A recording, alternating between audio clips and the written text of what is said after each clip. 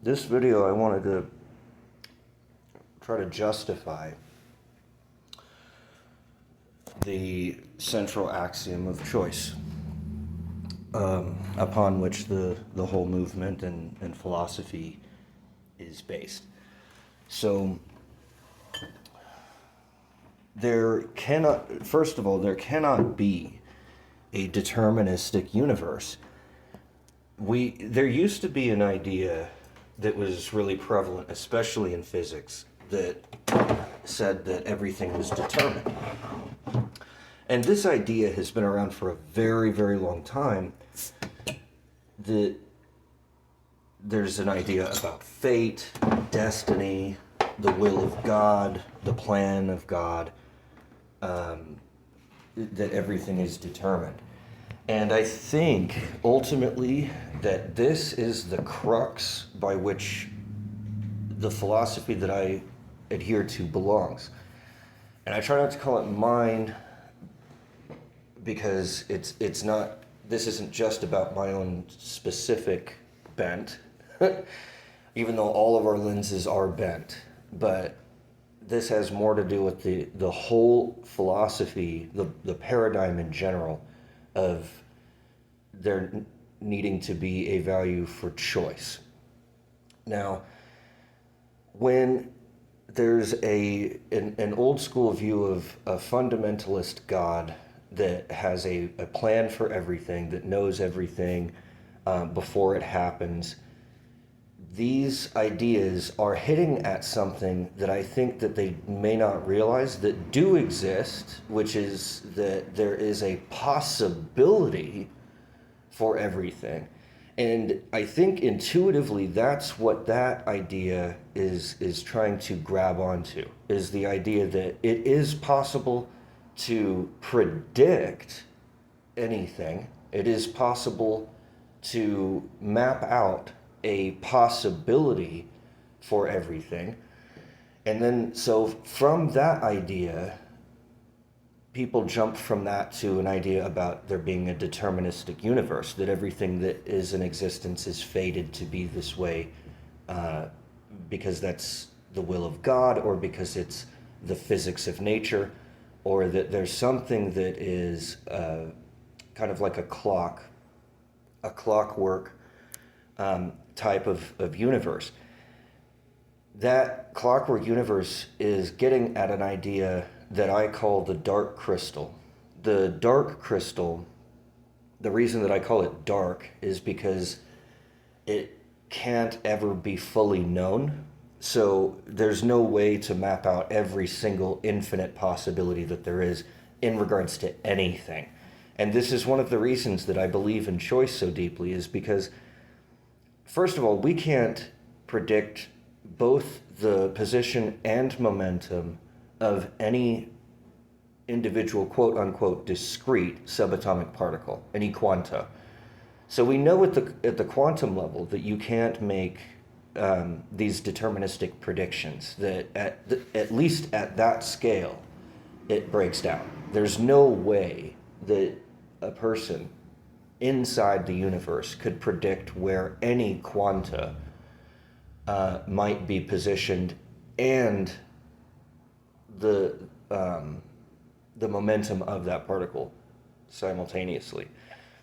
There's also something that I've picked up on recently that was about the collapse of the wave function of a subatomic particle due to measuring. And this really goes back to the same idea that I was trying to get at with the quanta. There are no discrete particles. When we define what a particle is, the definition that we apply to that particle is in some ways erroneous, but it's arbitrary. It can fit into a possible paradigm, it can fit into a possible system, but the system that it fits into isn't necessary. And so the definition isn't necessary. There are no necessary definitions. If there were any necessary definitions, then I would agree that there would be a deterministic universe, that there'd be one solid whole truth that we can know, and slowly unveil. I don't believe that. And I do believe that God has a will, because otherwise we wouldn't be here. But I don't believe that that will is static. I don't believe that that will is to impose upon everything else. And I think really this gets to a psychological evaluation of existence. The reason that people want to believe in a deterministic universe is because it feels safe. It's because it's predictable. It's because if I know what the definition of something is and I know what the explanation of something is, be it religious or scientific, then I can know what the outcome is going to be. And that's very safe. And that makes me feel safe. And that makes other people feel safe when they believe it.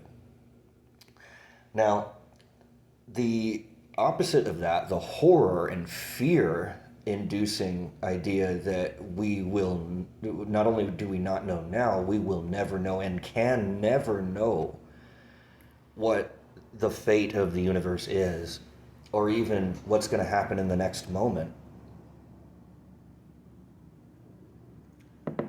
can be very unsettling, because it makes us feel, anyone that encounters this, it makes us feel that there's no meaning or inherent purpose to reality, because it's not for anything. It's not to do something. And Alan Watts used to say this. He said that the universe was inherently playful. And I think there's something to that. I tend to agree with Alan Watts on this point.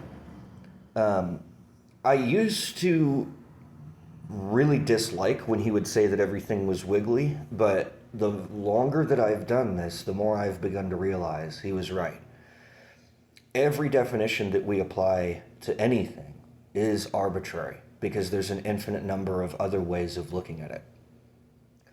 The sheer vast amount of possible ways of looking at things alone makes me really think and believe that that this is open-ended.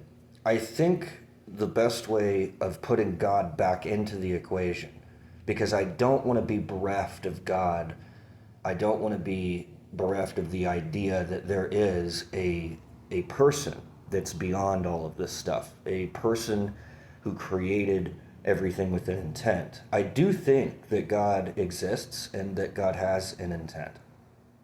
But I believe that that intent is about choices. I believe that God values our choices, because otherwise he wouldn't have given us the ability to choose. And I've seen people say that we don't really have choices because it's all biologically hardwired, or there's an environmental reason, or some combination between the two. I have always remained unconvinced of that argument, because I've never been able to find one of them that proves that they can. If someone were capable of proving to me that they could, without error, predict a vast number of things that would happen, then I would tend to agree with that view.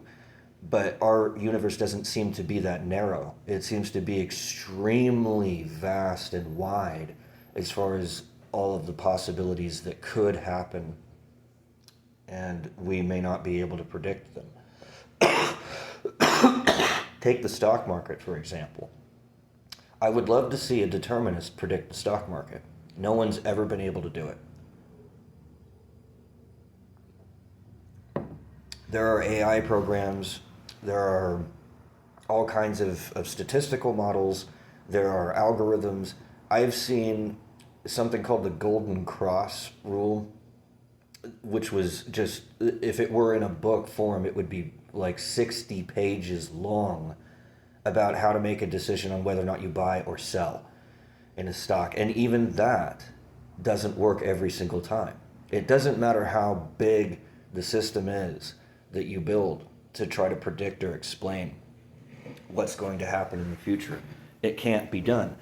not only can it not be done at the large scale as far as what is a human going to do next, or even what is an animal going to do next, or even what is the weather going to do next. If we can't even predict the weather, then how can we live in a deterministic universe? So it's clearly, to me, not determined. And even if it were determined, then whatever its determination is going to be is beyond us necessarily, because of Heisenberg's uncertainty principle, because of chaos theory, and most of all, because if there were no choice, there would be no meaning. And this is what the existentialists were trying to get at when they said, you can look at the fact that there is no known general reason for everything and find that to be absurd. And this is existential absurdity, which is that horror and that fear that I was talking about. It's almost like a seasickness. It's like I can't stand on any solid ground. There's no real explanation for all this stuff. And I turn that on its head because the existentialists, they're not really, as far as I can tell, at least it isn't necessary that there's a God. I don't hear much talk about God with existentialism. Dr. Peterson comes to mind, but at the same time, Dr. Peterson is kind of his own, he has his own view. I don't know if there's a name for his view, but I share that view. I agree with the existentialist claim that there's no utility in existence itself. It's not apparent what the value, generally speaking, of everything is. And I find that necessary, that there isn't a general value for everything, because it would be one of those self-inclusion paradoxes. What is the value of that? Well, it would have to be subsumed into the value of everything else. And yet, that's calling the ruler that we're using to measure things one of the things that's being measured. And there has to be a distinction, because if the measuring tool is the same thing as the thing that's being measured, then we get a breakdown. And this is why there is no innate definition, and this is why there is no innate meaning inherent to anything in existence. Is because if there were, the thing that is doing the measuring would have to be the thing being measured. The thing that's being defined would have to be its own definition. The symbol or representation for something and the thing itself would have to be identical. And the only thing that I can think of that would be able to do that would be nothing, or everything, or indiscernibility, an absolute. And by the time we get to an absolute, there's no more room for definitions. There's no more room for predictions, because there's no more room for change, because there's an absolute. And we're either talking about God, the devil, something magical like that, or it's something that's absolute, like nothing, everything, or indiscernibility. And by the time we get there, then yes, then the definition is the same thing as the thing itself. And that's why I use those three as measuring tools to evaluate everything else. So nihilism goes back to nothing and the paradoxes thereof. Existentialism is more like, to me, it strikes me as more about indiscernibility, because it never really describes what being actually is. It just leaves it, up to the reader or the audience to infer that on their own, which I think is quite telling. There are three self-evident things. Nothing is self-evident. Everything, or being, is self-evident. And indiscernibility, or limits, are self-evident. The reason that they can't be imposed upon anything in relativity is because they are necessarily absolute. So it's trying to compare apples to oranges. They simply don't fit in a finite universe. You will never find absolute nothingness inside our relativistic universe. You will never find the totality of all being or everything inside of our universe. And you will never find indiscernibility itself. You'll find degrees of indiscernibility. You'll find degrees of nothing or absence, as in there's nothing in the drawer, there's nothing upstairs, there's nothing in the garbage. Those are relativistic specificities of absence. They aren't actual nothing, absolute nothingness. If there really were nothing in the drawer, then it would suck everything around it into an implosion of void space, and it would be a total vacuum. Well, that's obviously not the case. There's air in the drawer. There's dust in the drawer. There might even be a few dead flies in the drawer, but there certainly is not nothing in the drawer. Not absolute nothing anyway.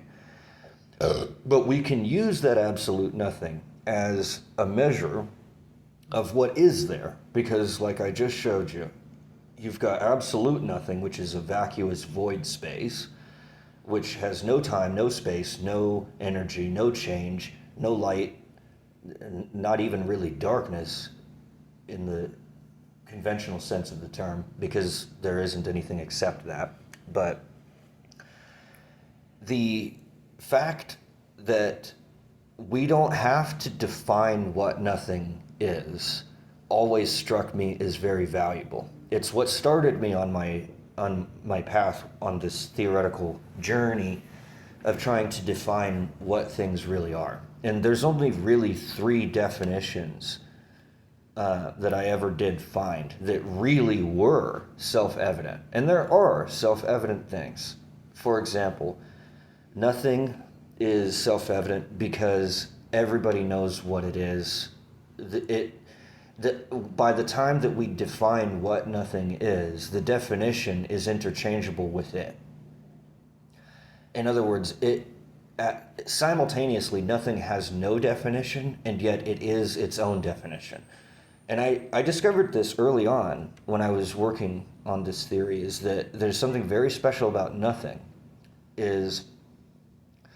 Nothing is a representation of itself. It symbolizes itself. It defines itself. It creates itself. And yet, it destroys itself too. So, I was talking to my friend Sam about this, and he's always had the opinion, because I've talked to him about this several times over the years, and he's always had the opinion that what I'm actually defining is the definition of nothing, or the representation of nothing, or the concept of nothing, not nothing itself. And I disagree. I don't think that it's the concept of nothing that I'm defining, because how did we all come to the same concept? How is it that we all know what nothing is? And I think the reason is because nothing is self-evident. I don't think that the nature or definition of nothing is inside of nothing, because there is nothing inside nothing. And I don't think that it's even necessarily at the limits of nothing. I think that it's on top of nothing. It's the veneer or the skin or the peripheral boundary limit of what nothing is. And it can't be removed from nothing. It's a natural component. In fact, the definition of nothing is part of the reason that nothing cannot be. If there weren't a definition, if it weren't so static, if it weren't so objectively unchangeable, then it wouldn't be nothing. It wouldn't be what it is. And it cannot be nothing without simultaneously being objectively changeless. It cannot change because there's nothing there to change. So given that fact, there is an objective definition of what nothing is. And that definition necessarily exists, but it necessarily exists juxtaposed to, or adjacent to, or as I like to put it, on top of nothing. It's not in it in the same way that the definition of me is not in me. It's not really necessarily even of me. It's on me. It's like a skin. And this is really describing the limits of relativity in relation to subjectivity and objectivity. And these fields, there's three fields, just like there's three absolutes, and they're absolute for a reason. It's because they occupy every position that you can possibly occupy, given their mode. And this was the number one thing that really, really got all of my ideas to integrate into a whole paradigm that makes sense, is modality. Without modality, none of this stuff will make sense. It will break down. So this is extremely technical philosophy stuff here, and I'm not like, I'm drinking a beer and smoking a cigarette. I'm not, putting forth a formalized theory yet, although I will. But right now I'm just kind of off the cuff, trying to explain something that came to me while I was taking a shit. I realized that the reason that I have this value for choice is because there wasn't one absolute that I found when I researched this. I wasn't able to reduce everything in existence to a singularity. And I told this to Sam too. It's one of my favorite things that I've ever said, is you can reduce everything to anything, but not without adding a near infinite amount of nothing. And it's genius. It's the perfect way of putting it, because it's like, you can reduce everything to whatever you want. You could reduce everything to space, everything to time, everything to whatever fundamental that you choose. But every time that you do that, you're adding so much nothing that it basically invalidates the entire argument. And it's because if I were to take just nothing by itself and say that everything came from nothing, well, then ultimately everything is nothing. Ultimately everything goes back to nothing. And there is no anything that really exists. Even Alan Watts got stuck on this and said that too. And it's because he didn't ever get to the point of modality. He understood wiggliness, but he didn't understand modality.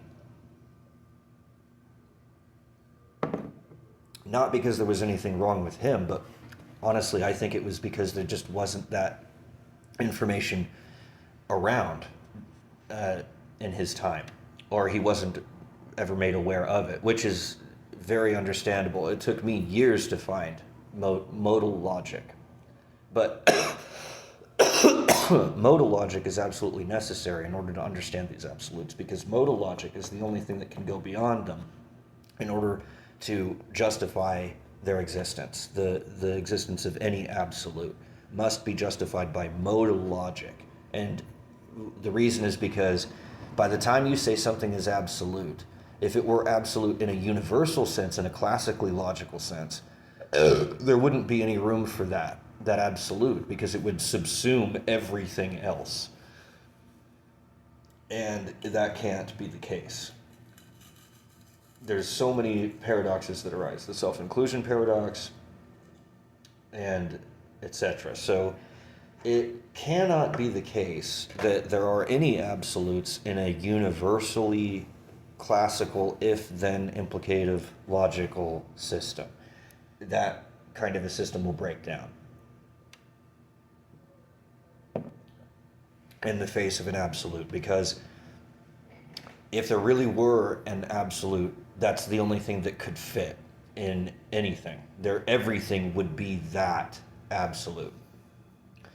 And this is something else that I've seen is a trend among people, is that they believe that everything is one thing or comes from one thing, or there's only one truth, there's only one path, one way, one understanding, one set of all truths, one reality with one explanation, one set of definitions, etc. And there just simply isn't. And the reason that there isn't is because if there were, then everything would simply collapse back into that reduced thing.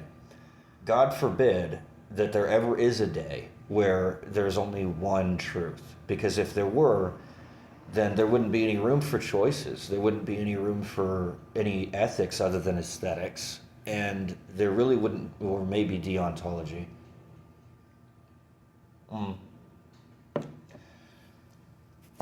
There would not be any room for subjective ethics. There wouldn't be any room for subjectivity if there were a single absolute. But if there's at least three absolutes and they're modes of absolutes, then they don't subsume everything else. They are only given their own particular realm, such that the nothing that we define and the definition of that nothing must occupy two different and separate and distinct domains, or worlds, or modes. Without that distinction, then we run into this weird paradox where things are their own definitions. And this is what happens when somebody doesn't practice philosophy for their entire life, is they think that the definition of something is the thing that's being defined. And it simply is not that the case. Things can't be reduced to their definition alone. Because how did you reach the conclusion that that's the definition that there was? Well, you had to take other definitions and try to apply them, and they just didn't match. So there clearly has to be a separation. Not only that, but if something was its own definition, then we would never be able to extract that definition from it, because it would be stuck with the thing itself. The beingness of it committing the act of being would subsume its own definition, and then we would never be able to extract it. In other words, if the representation of something was that thing, then we would never be able to extract the representation, because it would be stuck in the thing instead of it being open for us to grab. In other words, things have a skin, a periphery, and then they also have a center and they have a volume. And if they didn't have those three things, then they would collapse into nothing. I mean, try to think about something that doesn't have a center, which is the thing itself. Try to think about something that doesn't have a volume. And try to think about something that has no periphery. And then you'll run across the three absolutes. So you'll have something that has no center, but yet it has a volume and a periphery. Would be, I guess, indiscernibility. If you've got something that has no periphery, but yet it has a center and a volume, that would be nothing. And if you had something that had no volume, but it had a center and a periphery, actually that one might be indiscernibility. But the case is that they all have to be, the definitions have to be separate from the thing that's being defined. And in that way, then we can have a mode for all definitions, which is necessarily distinct and separate from the mode of the things that are being defined. So the wiggliness that Alan Watts is getting at is really a wiggliness of how you choose to define something, because nothing is not wiggly. Everything is not wiggly. Anything is not wiggly.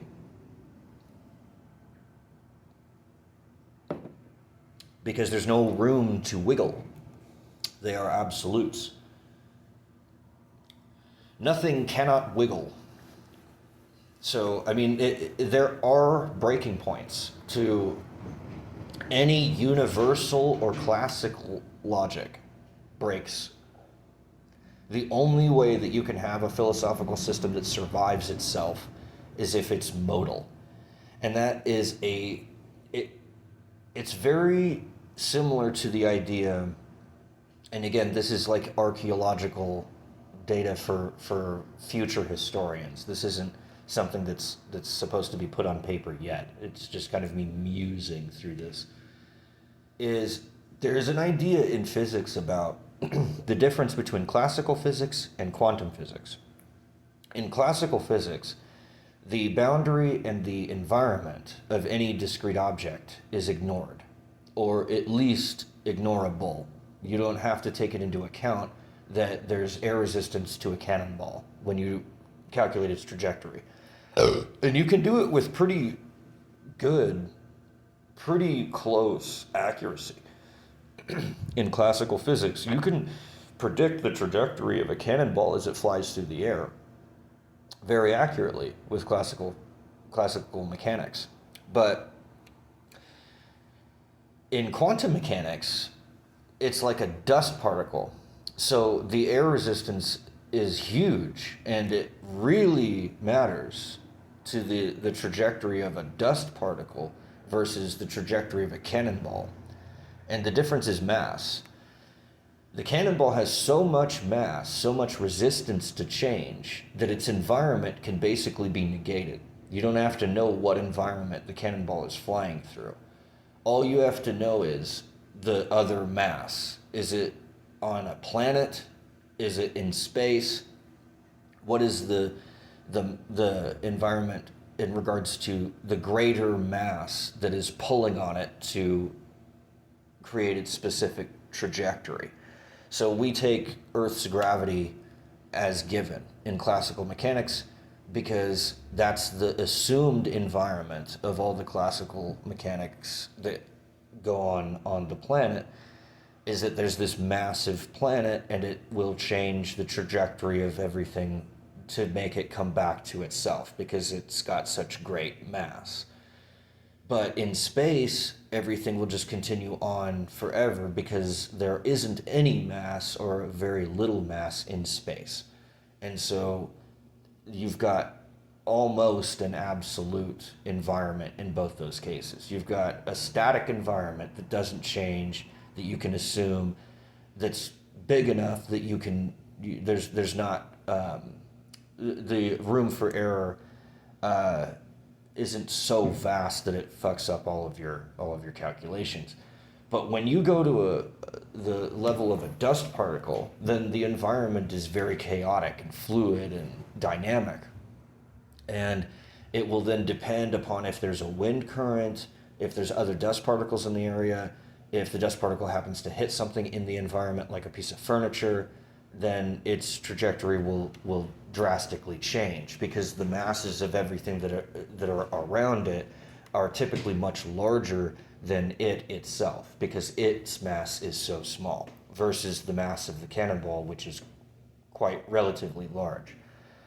The difference between classical mechanics and quantum mechanics is the disregard of the environment having an impact on the specific object in classical mechanics and the inclusion of that environment in quantum mechanics. And so the same can be said when we talk about philosophy. If we're talking about a universal system, a classical system, classical logic, if-then implications, which are irregardless of the environment that you're in. Because an if-then implication doesn't care if you're on Earth, on Mars, on Mercury, on a meteor, in space, in a black hole. It doesn't care, it doesn't matter. The environment is negligible or ignored in classical logic, and that's why it breaks down. When you get down into the nitty-gritty details of things, it just evaporates in the same exact way that classical mechanics evaporates in the face of the quantum scale or special relativity scales, things that are moving really, really, really fast. Classical mechanics can't really describe that. Things that are really, really, really, really vast or huge can't really deal with that either. But in the in-between, where the environment doesn't have that much of an impact on the things that you're trying to measure, and you can just safely ignore the environment, then you've got classical physics.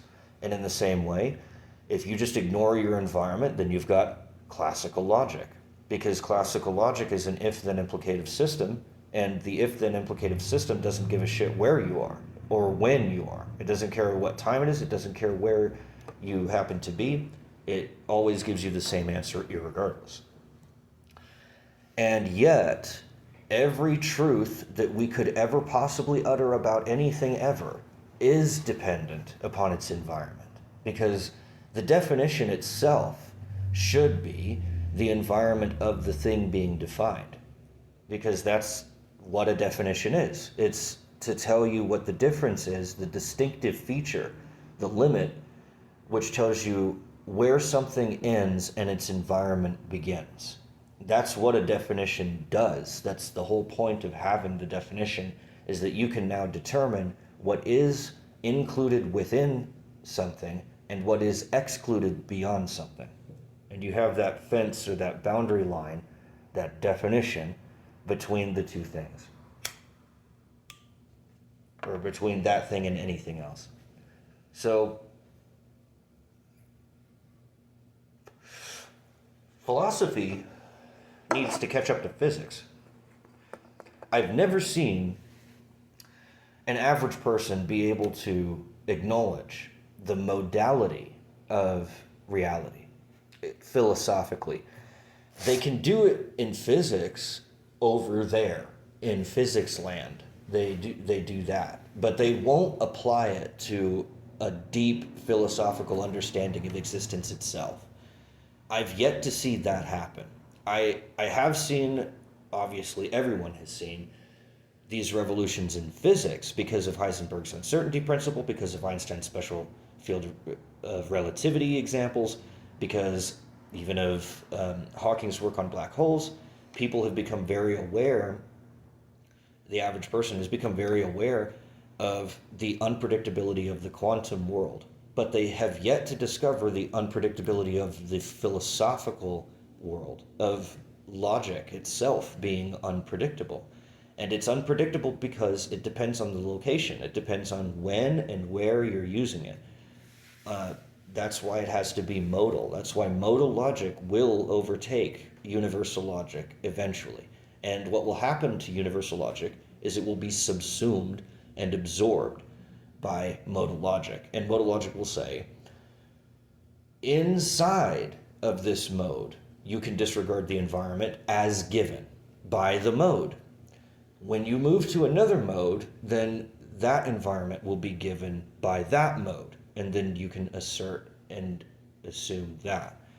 So there is still, just like with classical physics, there is still a place for universal logic. It's a stepping stone, it's a milestone along the way to a greater understanding of the truth. There is still a purpose for it. It does still have value. It's not going to be eradicated. It's not going to be destroyed or replaced. It will simply be absorbed. And so the reason that the choices matter is because of the limits and the necessary breakdown of universal classical logic in the face of modal facts, such as the distinction between the definition of something and the thing being defined. In classical logic, just like in classical mechanics, the environment is disregarded and it's assumed to be one static thing. So it's really a developmental process. It deals with, if you're going to deal with everyday things that only happen to you, that only happen to where you are and when you are, then yeah, just like with classical physics, classical logic can help you with predicting pretty much everything that happens. But the moment that you step beyond yourself and you start to try to ask questions about what if things were different, or what if I were in another place or another time or another person, then your classical logic will break down. Because the environment can no longer be disregarded. So when the environment can no longer be disregarded, then you bring in quantum mechanics and you bring in modal logic. And modal logic and modal logic and quantum mechanics are very similar. in modal logic, it is very strange. It kind of upends your worldview when you first encounter it. You end up in this nihilistic kind of stage where you're like, well, then nothing matters and there's no real truth to anything because it's all modal. It just depends on where you are and where you're standing. So then there's no real truth anywhere.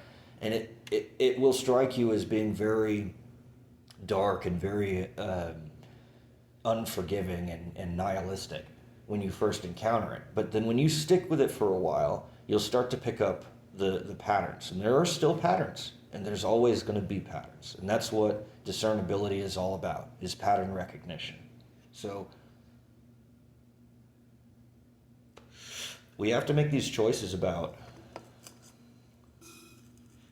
which environment do we want to occupy? Which definition do we want to assume to be true? And then how do we make this assumption?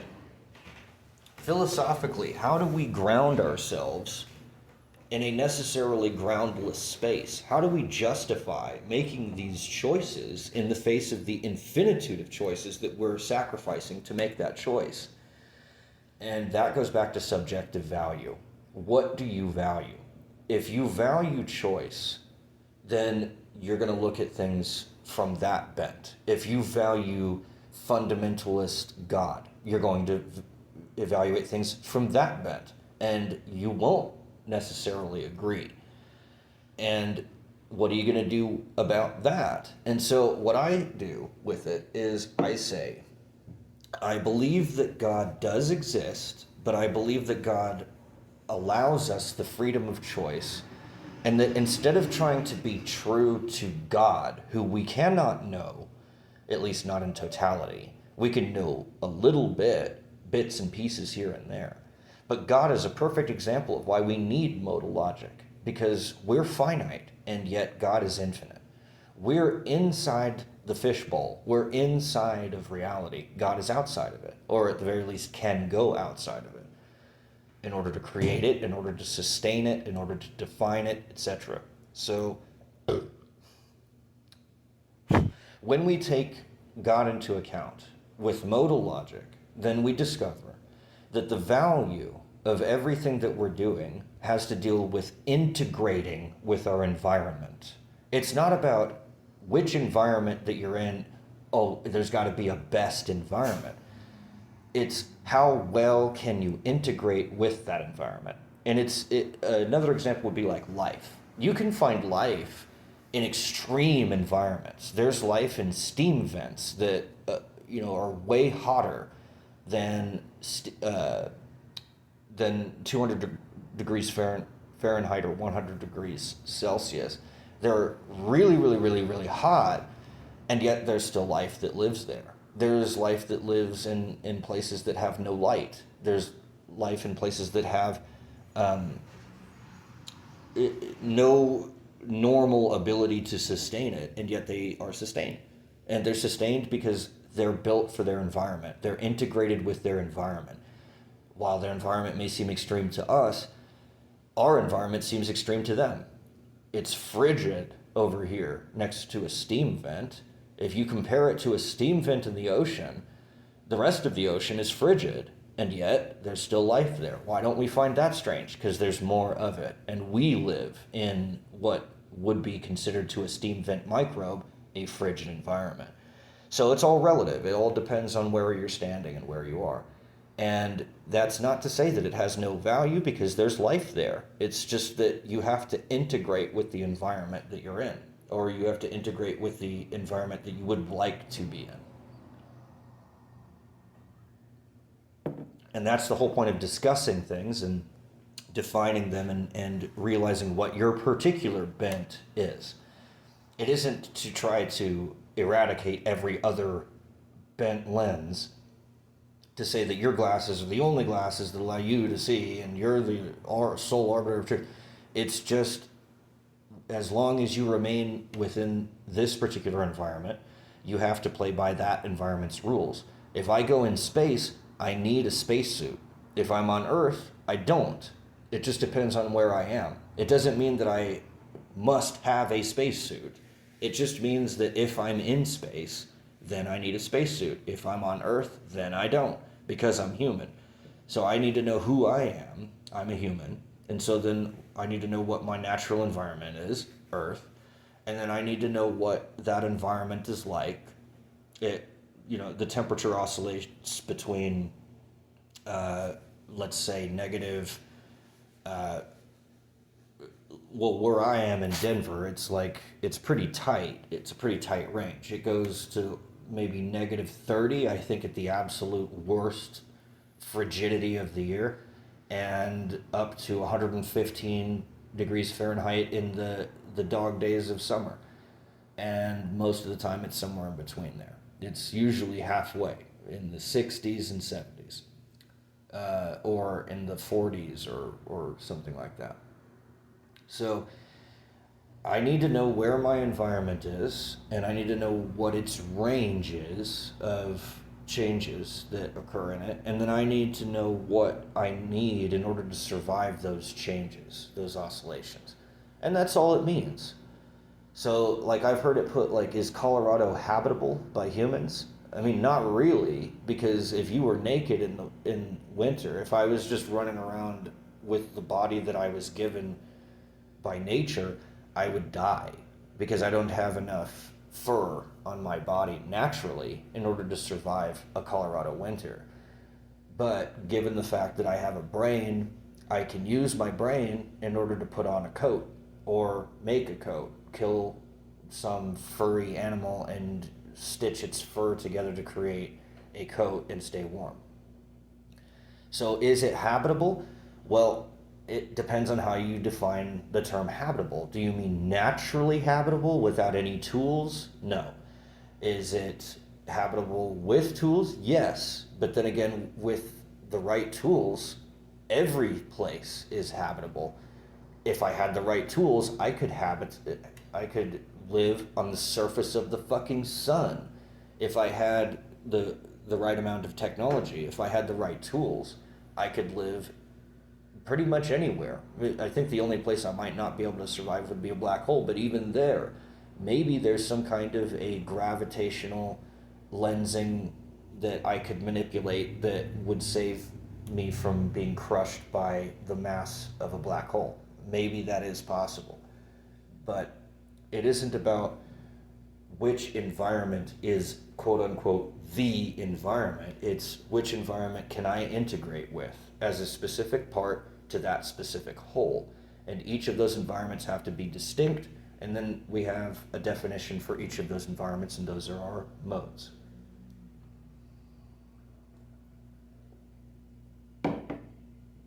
So, given all of that information, given the fact that we can't predict the momentum and position of any quanta, given the fact that classical mechanics only works because it disregards its environment, given the fact that there is no known way currently to predict literally anything with perfect accuracy, I say that the universe and existence and reality is fundamentally open, not closed.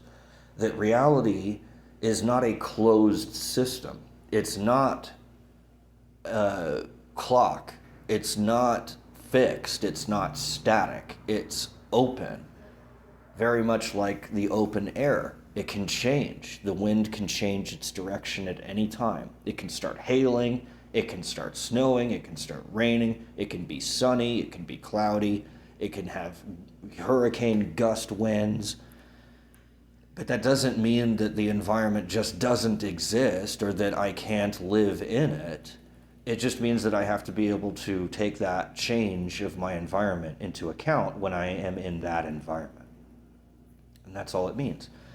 And so really all I'm talking about here is a developmental change in the way that we as humans view reality, in the sense that it can't be reduced to any universal classical system. We have to use, or at least take into account, the quantum mechanics of physics, and we have to take into account the modality of logic at the large and super small scales.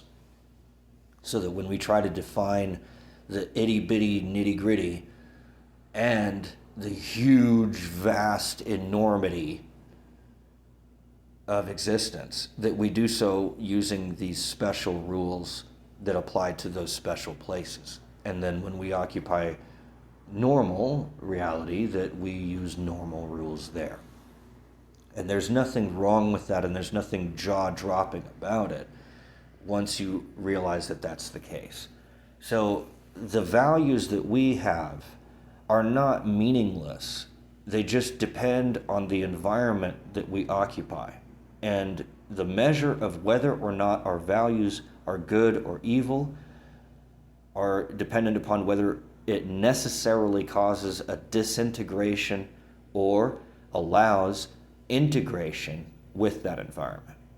So if I start spouting off at the mouth when I'm over at church in a fundamentalist environment that believes in the fate of existence and the deterministic model, which completely disregards quantum mechanics and modal logic and believes that those don't even exist and necessarily can't exist according to their dogma, then I can't really integrate into those systems. But if Christianity evolves to the point where it can finally stop arguing for this stupid fundamentalist ideas that it's been purporting, then we can save and salvage Christianity from the wreckage of its destruction with its environment, its absolute disregard of everything around it. And this is really the litmus test of the survivability of any theory is, again, can it integrate with the rest of the theories in its environment? Can it survive its opposition? It always can survive its opposition if it tolerates and is thus tolerated by its opposition. But if it's intolerant towards any opposition, then it is necessarily going to disintegrate from that opposition. And the infinitude of possibilities and alternatives means that if a system is intolerant of one system, it is intolerant of all systems except itself, or possibly even itself, because there are no systems that exist in a vacuum. Every system exists within another system. So that's another reason that you have to have quantum mechanics, and that's another reason that you have to have modal logic, is because you cannot disregard your environment and then still claim that you're right. If you do, then you've committed some act of solipsism. And so solipsism, while it can be compelling, because I've been in a solipsistic psychotic episode, I have experienced what it's like to view myself as the only rationally operating entity in existence, and that every single thing around me in my environment is somehow part of me or a projection of myself. And that is the disease of undeveloped worldviews, where you don't fully recognize the merits and values of opinions and systems and causality that exist beyond oneself.